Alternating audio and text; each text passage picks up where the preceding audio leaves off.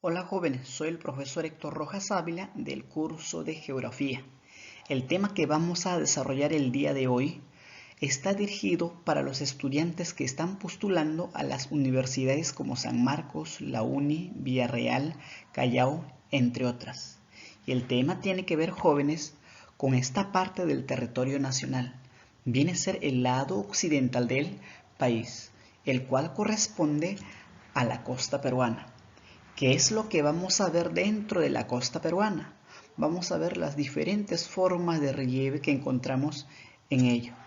Ejemplo por acá, mira, en una zona conocido, el litoral costero, encontramos un arco marino que está entre el litoral y el parte continental. O sea, en otras palabras, donde está chocando el mar con el continente. Así, a lo largo de 3080 kilómetros de longitud que tenemos en el Perú, desde la frontera con Ecuador hasta la frontera con Chile, vamos a encontrar diferentes formas de relieve originado ya sea por erosión marina como por sedimentación marina. En este caso, tenemos dentro del Playa Tuquillo un arco marino, ¿sí? Generado por erosión marina. Asimismo, alejándonos del litoral hacia el lado oeste, vamos a encontrar otras formas de relieve, como los desiertos. Podemos encontrar relieves como pampas, valles, estribaciones andinas, entre otras. Todos estos relieves que acabamos de mencionar ya forman parte de la zona conocido como llanura costera. Finalmente, jóvenes, vamos a encontrar zona de la costa conocido como cordillera costero. Ojo, la cordillera costero no encontramos en toda la costa. Encontramos solamente en el sector norte de la costa y el sector sur de la costa. Quiere decir que en el sector centro de la costa la cordillera costera desaparece. Ejemplo tenemos por acá el Cerro de Amotapes, que forma una parte de la cordillera costera del sector norte. Esta parte de acá de la cordillera costera está por acá en Piura y luego se va prolongando hacia Ecuador. Entonces acá lo que hemos visto prácticamente vienen a ser las tres zonas donde encontramos las diferentes formas de relieve en la costa. Ya en las diapositivas posteriores estaremos explicando los principales relieves que forman parte de la llanura costera. Acá vamos a ver aspectos generales, en otras palabras, características generales de la costa peruana. Una de las características que debemos tomar en cuenta cuando hablamos de la costa peruana es comprender de dónde abarca la costa. Si nosotros vemos de forma transversal, la costa peruana, jóvenes, comprende de 0 metros sobre el nivel del mar hasta 800 metros sobre el nivel del mar. Profesor, ¿la costa no era hasta 500 metros sobre el nivel del mar? Claro, eso es siempre y cuando si tomas en cuenta lo que plantea Javier Pulgar Vidal en la clasificación que hace las 8 regiones naturales del Perú. Ahí Javier Pulgar Vidal a la costa o chala considera de 0 a 500 metros sobre el nivel del mar. Sin embargo, Carlos Piña, cuando hace el estudio de la geografía física del Perú, a la costa lo considera hasta 800 metros sobre el nivel del mar. Incluso ese dato vino en el examen de admisión San Marcos 2015-2 como referencia, ¿no? Su altitud de la costa hasta 800 metros sobre el nivel del mar. Entonces, jóvenes, hay que tomarlo en cuenta ello. La costa peruana, jóvenes, si nosotros vemos de norte a sur o viceversa, está dividido en 3 sectores. La costa norte, que va a comprender desde la frontera con Ecuador hasta la península de Illescas que está en Piura. Desde la península de Illescas que está en Piura hasta otra península que está en Ica, conocido península de Paracas, viene a ser la costa centro. Y finalmente tenemos la costa sur desde la península de Paracas hasta la frontera con Chile.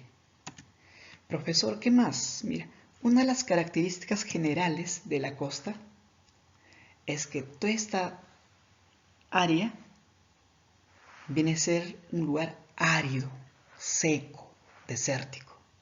Y la pregunta que nos hacemos, profesor, ¿qué es lo que hace que la costa sea así? Mira, los factores que influyen en que la costa tenga esa condición viene a ser la frialdad del mar peruano. A eso se va a sumar los vientos fríos y húmedos que vienen del sur al norte, conocido con el nombre de anticiclón del Pacífico Sur. Esto al transportar la humedad, y esa humedad al pasar por encima del mar frío, hace que se condense a poca altitud. De esta manera, generando la formación de nubes estratos, del cual no hay lluvia, solamente un tipo de precipitación conocido como garúa o llovizna, generando la condición de árido, seco y desértico. A eso vamos a sumarle la gran elevación de la cordillera de los Andes, que sirve como una barrera natural, el cual impide el paso de los vientos alisios que vienen del lado oeste. Estos vientos alisios que traen humedad, al desplazarse del lado oeste al oeste, choca con la cordillera de los Andes, al chocar se eleva y al elevarse condensa y genera luego intensas lluvias en la selva alta. Por eso es que la selva alta es la zona más lluviosa del país, ¿sí? Entonces son los factores que generan condición de aridez, ¿no?, y seco en la costa peruana. Otra característica básica, jóvenes, que se puede apreciar claramente en esta imagen viene a ser su amplitud. O sea, es decir, del litoral hasta donde inicia la cordillera de los Andes, o sea, hasta 800 metros que estamos poniendo como referencia. Su mayor ancho, jóvenes, está en Piura, se llama Morropón, que llega a 170 kilómetros. Y su menor amplitud está en Arequipa, se llama Punta Lobos, que llega a 5 kilómetros. Pero algo que no debemos olvidar, en la actualidad, la región natural, tradicionalmente, al cual conocemos costa, viene a ser, jóvenes, la región más poblada del país. Según el último censo, estamos hablando del 2017, la costa posee 58% de la población nacional. Es la región territorialmente más pequeña, sin embargo, es el más poblado. Profesor, ¿siempre fue la región natural más poblado? No, eso es producto de la migración que empezó por los años 1940. A partir de ahí hacia adelante, la población se ha ido migrando a la costa, generando en la actualidad que sea considerado la región más poblada. Mira, con todas esas características que hemos visto, ahora vamos a centrarnos en los relieves que encontramos dentro de la llanura costera. Uno de estos relieves viene a ser los desiertos. Profesor, ¿qué son los desiertos?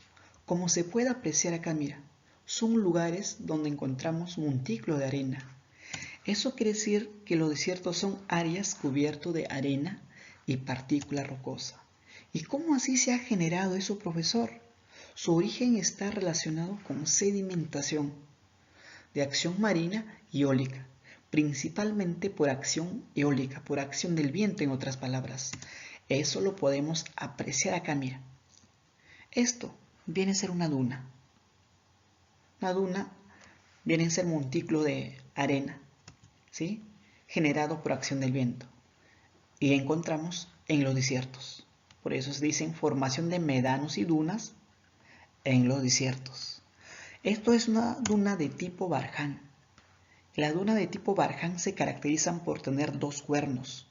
Y esos cuernos siempre van a estar apuntando a la misma dirección por donde se desplaza el viento. Profesor, ¿y para qué sirven los desiertos? Tiene varias importancias, jóvenes. Uno de ellos es que los desiertos vienen a ser lugares adecuados para instalación de relleno sanitario. Mira, relleno sanitario debe haber en cada ciudad. Sin embargo, en el Perú tenemos solamente 9 rellenos sanitarios, de los cuales en Lima se encuentran 4 de ellos. Lo que existe en cada ciudad del país son los botaderos. Pero los botaderos son lugares que generan problemas al ambiente, genera contaminación ambiental. Entonces ahí hay un problema, que hay un descuido de parte de las autoridades. En vez que tengamos botaderos, lo que se debe hacer, construir rellenos sanitarios. Otra característica que tiene que ver con la importancia, los desiertos son lugares donde se crían aves. Profe, aves. Te estoy mencionando relacionado con la crianza de pollos. Son lugares donde se cría el pollo. También sirve para el entrenamiento militar. ¿Sí? Y lo que no se debe olvidar, que en los desiertos también encontramos industrias. Un ejemplo, en el distrito de Ventanilla, que pertenece a la región política de Callao, encontramos una refinería, conocido con nombre de Pampilla. Así también en la provincia de Lima Metropolitana, encontramos por parte sur, en el distrito de Lurín, refinería de Conchán, lugares donde se ha instalado industria. Así podemos ir mencionando otras importancias más. No es que los desiertos no sirvan, son importantes también. Profesor, ¿otro más? Sí, mira. Acá están corriendo tablas sobre la arena. Ese deporte se hace normalmente en las dunas, pero te dije las dunas encontramos dentro de los desiertos. ¿Ya? Entonces ahí recordar también de las dunas. Las dunas, jóvenes, te dije, son montículos de arena. Bueno, que sirve para practicar el deporte, ¿no? Que consiste en correr tabla. Y la duna más extensa que tenemos en el Perú está en Trujillo. Se llama Duna de Purpur, algo que no debes olvidarte. ¿Ya? Duna de Purpur, la duna más extensa, ubicado en Trujillo, en otras palabras, en el departamento de La Libertad. Profesor, ahora algunos ejemplos. Tenemos, por ejemplo, el desierto más extenso, que se llama Sichura, en Piura. Tenemos el desierto de Ancón, desierto de Villa El Salvador, acá en la provincia de Lima Metropolitana. Son desiertos que en la actualidad se han llenado de población. Tenemos también el desierto de Paracas, ¿no? Que está en Ica. Así vamos a encontrar N desiertos en la costa peruana. Por acá tenemos, jóvenes, otro relieve, mira. Acá se puede apreciar claramente que acá hay un río. Y toda esta parte es una zona donde cultivan, o sea, es una zona agrícola. Y profesor, es el lugar donde hay un río y eso facilita que se desarrolle la agricultura. ¿Cómo se llama? Se llama valles costeros, al cual también se conoce con otro nombre. A los valles costeros también se conoce con nombre de valles transversales, conodectivos o abanicos fluviales, nombres que se les dan por las características o la forma que tiene este tipo de relieve. ¿Y cómo se han originado? Tiene que ver con acción del río.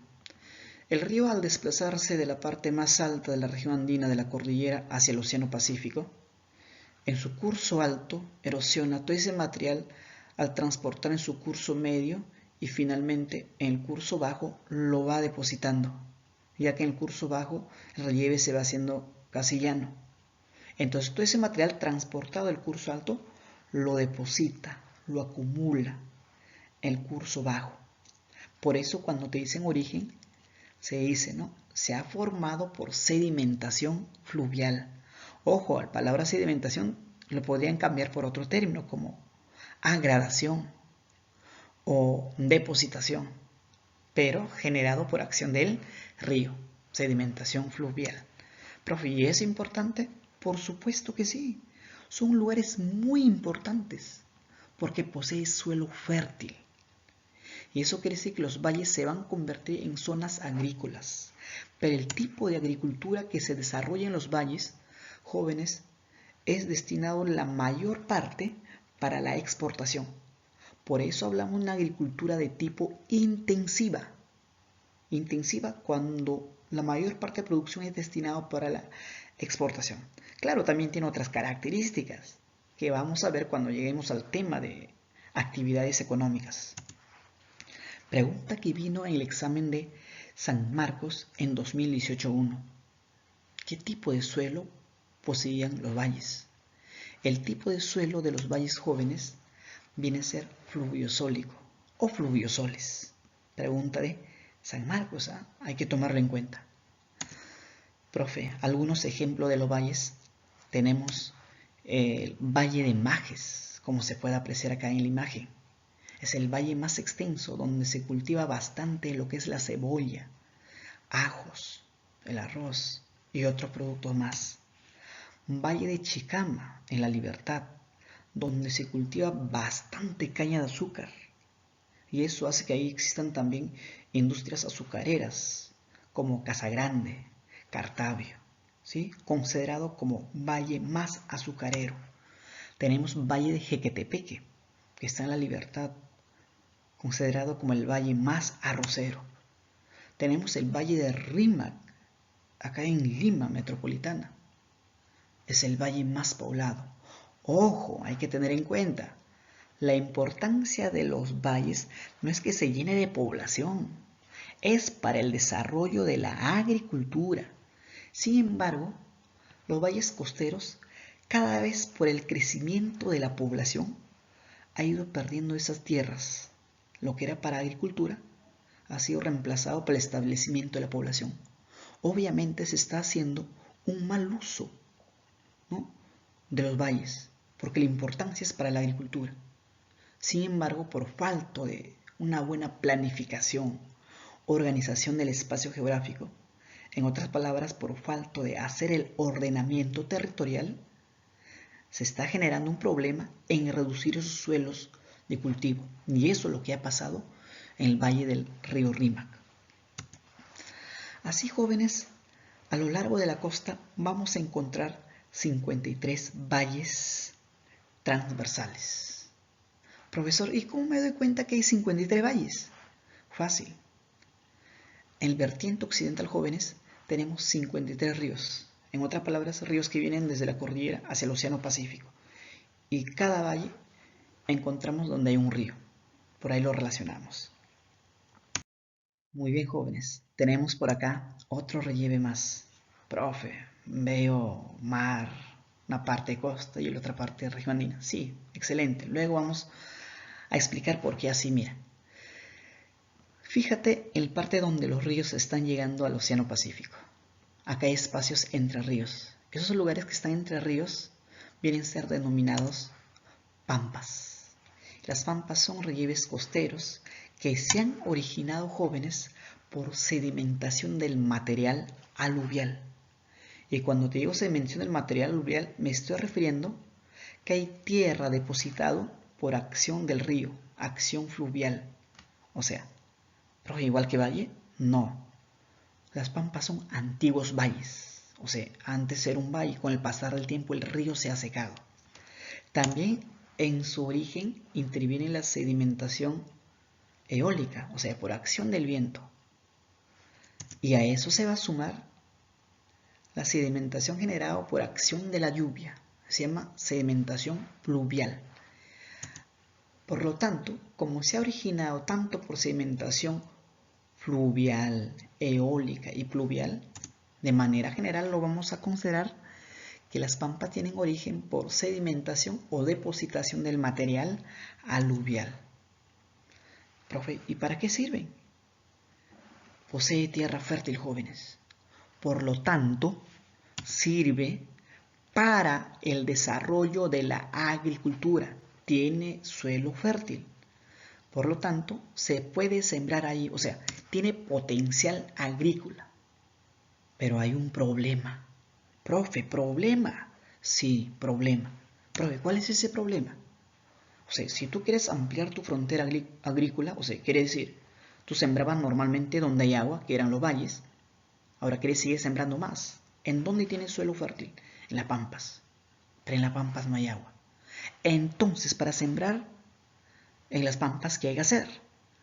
Hay que llevar agua ahí como sea. O sea, hay que generar proyectos de irrigación.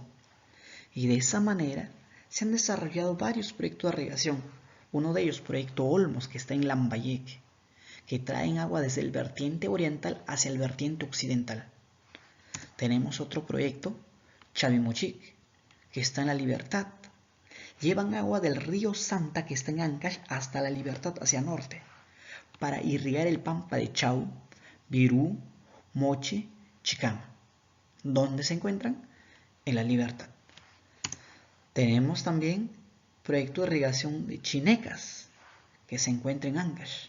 Igual, para este proyecto llevan agua del río Santa hacia sur y irrigan el pampa de Chimbote, Nepeña, Casma, Sechín, que está dentro del departamento de Ancash. Y lo que no debes olvidar es el proyecto Majes Siguas, que se aprecia claramente aquí en el dibujo. Mira, por acá tienes un río, mira. Incluso acá hay una represa. Desde ahí se saca agua, se lleva por acá, a través de canal se trae agua y se incrementa agua de este río. Y luego de acá se saca agua para irrigar el pampa de Majes. Y por el otro lado se lleva para irrigar el pampa de Siguas. Incluso se ha construido túneles para hacer pasar hacia el pampa de Siguas. Proyecto de irrigación, ¿no?, que se encuentra en Arequipa. Así vamos a tener un montón de proyectos de irrigación. Y también acá tenemos algunos ejemplos que no se debe olvidar de las pampas. El pampa de Olmos, importante porque es considerado como el pampa más extenso. Tenemos pampa de Morropón en Piura.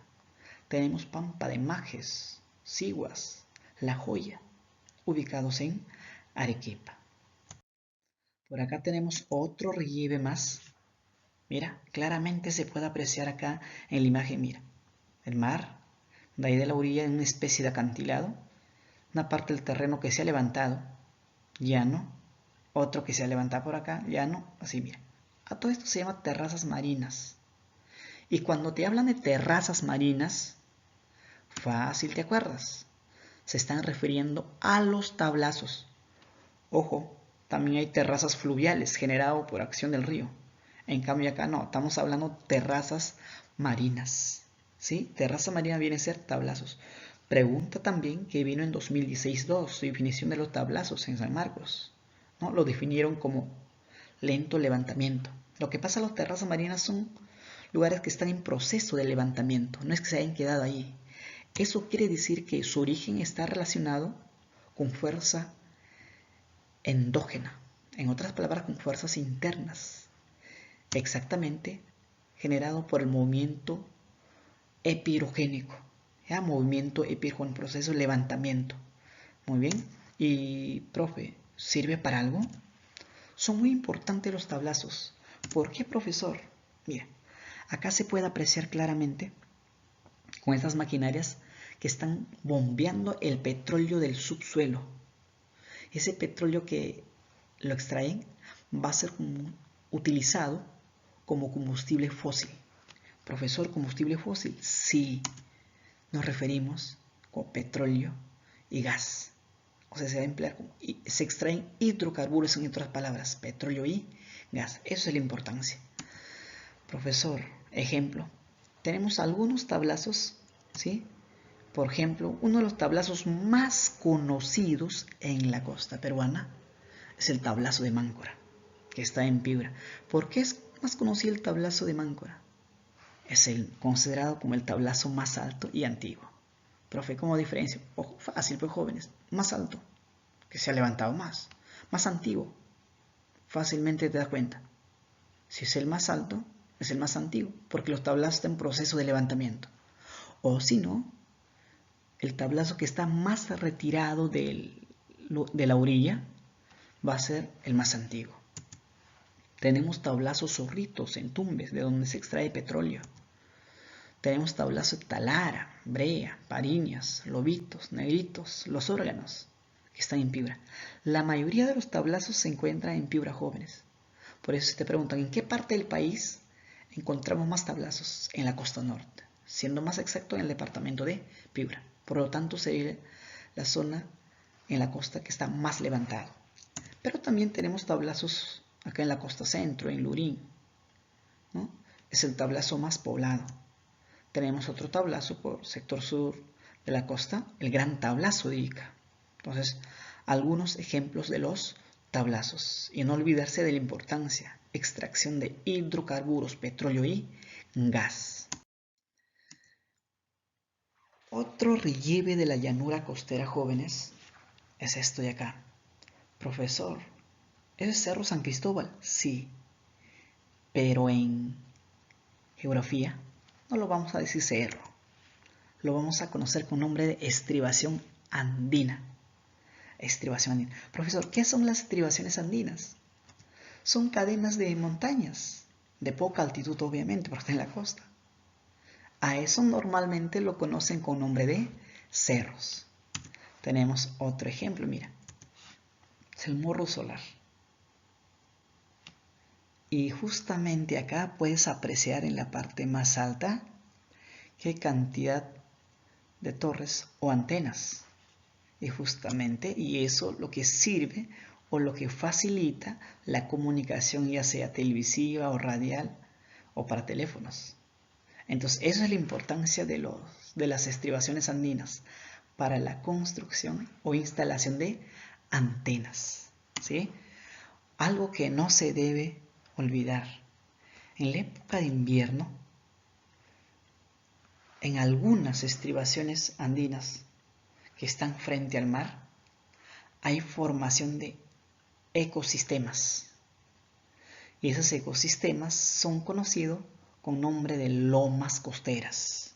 Ojo, las lomas costeras no son relieves, son ecosistemas. ¿Sí? No te olvides, son ecosistemas que se han formado por la alta humedad que hay en el invierno. En otras palabras, esa humedad ha hecho que el suelo, al humedecerse, ¿no? En ese suelo húmedo, que aparezca vegetación y se cubra de verde. A eso se conoce como lomas. ¿Sí? Tenemos como ejemplo Loma de la Chay, ubicado acá dentro del departamento de Lima. Una loma muy conocida porque es una área protegida, es una reserva nacional. Tenemos Loma de Atiquipa, que se encuentra en Arequipa, considerado la loma más extensa. Tenemos Loma de Lúcumo, también de acá dentro del departamento de Lima. Loma de Atocongo, ¿sí? También el departamento de Lima. Ese Loma de Atocongo vino en el examen de la UNI para identificar, ¿no?, dónde se encontraba o qué era el Loma de Atiquipa, ¿sí? Así vamos a encontrar desde 8 grados latitud sur hasta la frontera con Chile, prácticamente 67 lomas costeras, ¿sí? Algunos ejemplos de las estribaciones andinas hemos apreciado por acá: el Cerro San Cristóbal, otro el Morro Solar, ¿no? También tenemos, por ejemplo, Cerro San Cosme, ¿no? Cerro El Pino, lo conocen, que están ubicados en La Victoria. Estribaciones que están llenos de población, Tenemos, ¿no?, Cerro El Lagarto, ¿no?, en Villa Salvador. Entonces, algunos ejemplos de las estribaciones andinas. Finalmente, jóvenes, vamos a ver por acá otro relieve en la llanura costera conocido como depresión. Profesor, depresión cuando me pongo triste, mal. No, esa cosa a veces en psicología. Acá estamos hablando de otro tipo de depresión. Acá al hablar de depresión nos referimos a las zonas hundidas, que generalmente se encuentran metros bajo nivel del mar. Zonas hundidas que están bajo nivel del mar. En algunas de las depresiones encontramos concentración de sales. A eso llamamos salinas. Ejemplo, Salina de Huacho en el departamento de Lima. En otras depresiones hay afloramiento de agua. Y esos lugares donde hay afloramiento de agua se conoce con nombre de albúferas. ¿Sí? Albúferas. Como ejemplo tenemos albúfera del Medio Mundo, también en el departamento de Lima. Ojo, no olvidarse, las albúferas son considerados ecosistemas. Y esos ecosistemas también son considerados como humedales. Profesor, ¿es lo mismo? Tómalo como si fuera lo mismo. Pero hay una diferencia. ¿En qué sentido? Que las albúferas encontramos en la costa. En cambio, las humedales podemos encontrar tanto en la costa, en la sierra y en la selva. Por ejemplo, los humedales en la selva serían las tahuampas. Profesor, en la sierra, las bofedales que encontramos en las mesetas. Profesor, en la costa, donde ha habido afloramiento de agua, en las depresiones. ¿Sí? Pero eso se llama albúfera. Pero donde hay también afloramiento de agua que no son exactamente depresiones, serían un tipo de ecosistema que sería humedal. Ejemplo, tenemos el pantano de Villa. Pantano de Villa no es una depresión, hay afloramiento de agua, todo. Es una humedal. ¿Ya? Es una humedal. Muy bien, entonces por ahí vas diferenciando. Profe, la importancia, como ya acabamos de explicar, mira, de las salinas, extracción de sales y fosfatos. Y el fosfato que se extrae es utilizado como fertilizante. ¿Ya? Como fertilizante. Y de las albúferas se puede extraer totora y junco. Y eso va a ser utilizado para trabajos artesanales. Profesor, ¿me podría dar algunos ejemplos de las depresiones? Por supuesto que sí, ¿por qué no? Mira, tenemos depresión de Bayobar. Es considerado la depresión más profunda. Llega a medir hasta menos 37 metros bajo nivel del mar. Depresión de Bayobar más profunda, ubicado en Piura. Tenemos depresión de Cañamac en Lambayeque, ¿no? Depresión de Utuma en Ica. Así vamos a encontrar más depresiones, ¿no? En la costa peruana. En algunas se extrae sal, en otros no, que son albúferas, que es un ecosistema que sirve de descanso para aves migratorias. Muy bien, jóvenes, eso sería nuestra clase por esta oportunidad. Más bien, gracias por su atención. No se olviden de compartir y suscribirse para seguir, ¿no?, viendo más videos en el curso de geografía. Gracias, hasta una nueva oportunidad.